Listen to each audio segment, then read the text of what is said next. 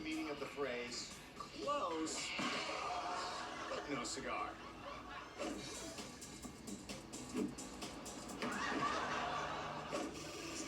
But here's someone who's determined to buck the trend. I believe in you, friend.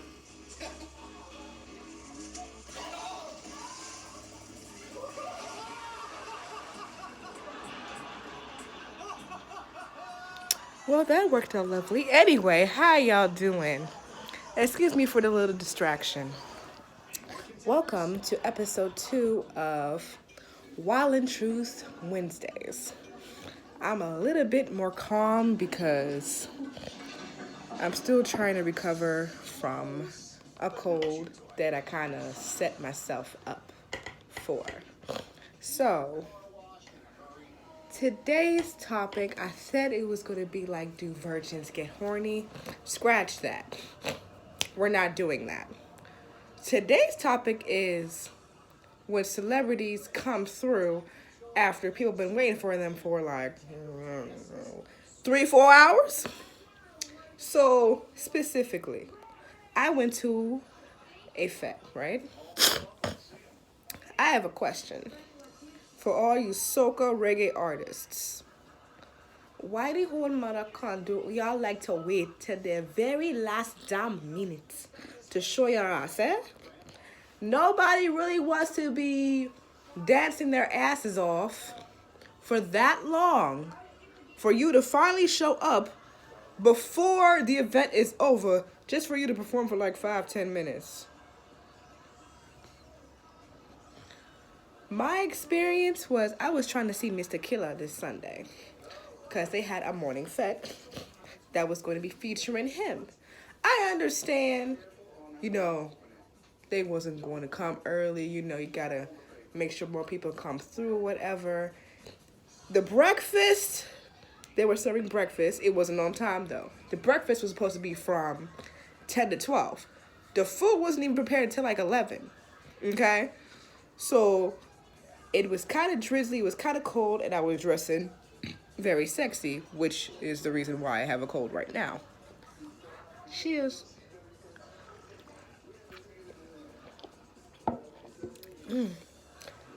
But they was originally giving out bacon saltfish or soup because that was for free after you had to purchase a ticket if you didn't get for free yet. And then after that was supposed to be done over with, they had more extra food that people were supposed to buy. However, this was the good part for me, bad part for them, okay? By the time they got to me, because it was a big line, and everybody, West Indian people are well greedy, they want to take more than they want. You're supposed to take one bacon saltfish, one soup, and go soup. But people like to take 3-4 of everything. Maybe 1 cup of soup, but 3 bacon saltfish. So I was behind my friend who's from St. Vincent and her cousin who's from Trinidad. They got their bacon saltfish, and there was 3 bake left. But the 3 bake went to another person who was waiting, and they got their bacon saltfish. And there was no more bake left. There was plenty of saltfish left, but there was no more bake. So I'm just standing like this. Okay, so what we trying to do? They only discussing among each other because they ran out of soup. So they was like, well, we can't really serve bacon saltfish without the bake anymore. So what they do is they opened other stuff that they were trying to sell, and they end up giving that away because, hey, this is a breakfast fete, and people are hungry, and you underestimated. So when it became my turn, after they ran out of bacon saltfish and soup, they pulled out the container that they were trying to sell, but it couldn't sell no more. I got my rice and peas. I got my macaroni pie. I got my jerk chicken. I start to dance. I give a good white. Oh. Fast forward. After, maybe it was like around 3 o'clock. My sister was bugging me since 2:30. Matter of fact, she started bugging me even when we were waiting in line for breakfast. This is why I don't go to clubs. This is why I don't go to parties. This is why this. I'm like, oh my gosh, you're only 5 years older than me and you're acting like a prune. I feel like I'm with my mom with you. And 3 o'clock. The event ends at 4. It touches 3 o'clock. Still no Mr. Killer, even though it was popping some good soca music. But still no Mr. Killer. So I told her, okay, sis, it's 3 o'clock. At 3 o'clock we don't see Mr. Killer, we can go. Like, it literally turned 3 o'clock, maybe like for a couple of seconds. Showing her phone. It's 3 o'clock, it's 3 o'clock, it's 3 o'clock. And let me tell you, as I was trying to drag my feet, she was basically speed walking. All of a sudden, she got all that energy. Acted like she's tired. We see somebody who we knew from church say, like, hey, yo, Mr. Killer just got here. He about to come now, like, just 10 more minutes. And she was like, nah, I'm ready to go now. I don't even know him like that. Da-da-da-da-da. I'm ready to go now. I'm tired. I'm ready to go. And he looks at me, you trying to go? I'm like, honestly, no. Because I feel like I just bought a ticket that was worth $30 plus fee. I'm like, listen, I'm really not trying to go, but what am I supposed to do? I rode with her. We passed security, and somebody actually lifted me up. My sister only judged me like, this is a soca event. This ain't the time to be primed and proper. So, moral of the story is, when you go to a party, whether it's a soca event, a go-go event, a techno event, a reggae event, if you know certain people are more of a prune, don't bring them with you, because it's going to kill your vibe. Do not kill my vibe when I touch down the party. Don't do that. She was getting on my nerves the whole time, and in the car ride, on her way back home, she talking about, I don't even know Mr. Killer like that. And honestly, I heard his song Run With It, and it wasn't even all that. Now, if it was Buju Banton, I would suck it up. But for him, he ain't nobody. What? So you dissing the man who is from our family, from our family country, for some Jamaican person who probably don't even know what Grenada is. Because there's a lot of Caribbean people that know about Jamaica, that know about the Bahamas, that know about Puerto Rico, that know about the DR, that know about Haiti.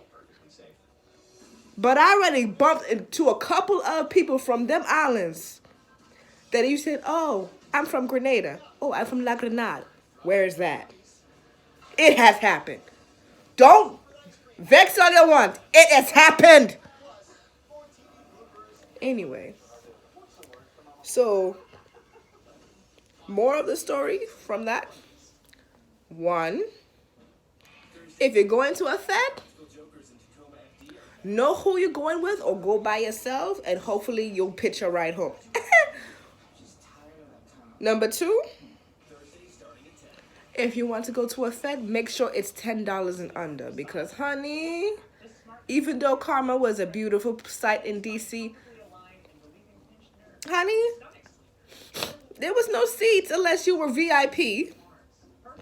And where I was sitting up, as soon as I walked in, I'm immediately thinking, where's the bathroom? Just in case I might have a slip up. Where's the bathroom? I couldn't find the bathroom anywhere. And all them people kept on charging for everything.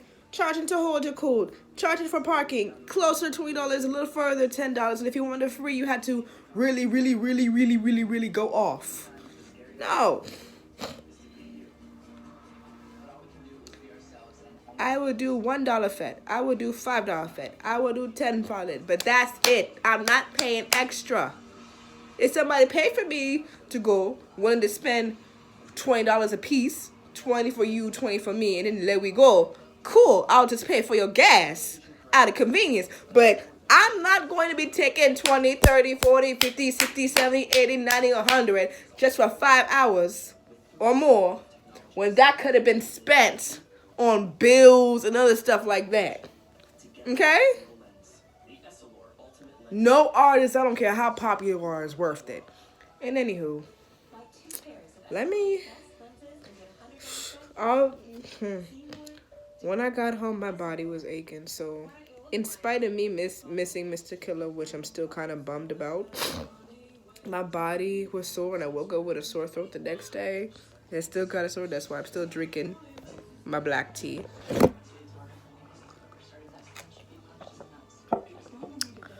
But I did burn a whole lot of calories.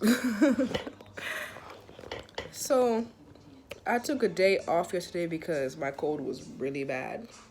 So what I'm going to do right now is go exercise because I need to exercise. But anyway, thank you for listening to my Wildin Thought Wednesdays episode 2. A little longer than the last. And probably next week I will talk about, do virgins get horny? I was just, with this situation that just occurred, I felt like this was more relevant. So stay tuned for episode 3. Do virgins get horny? I'm Chrissy Blends, Christy Bain, however you want to call me. I don't care. Peace.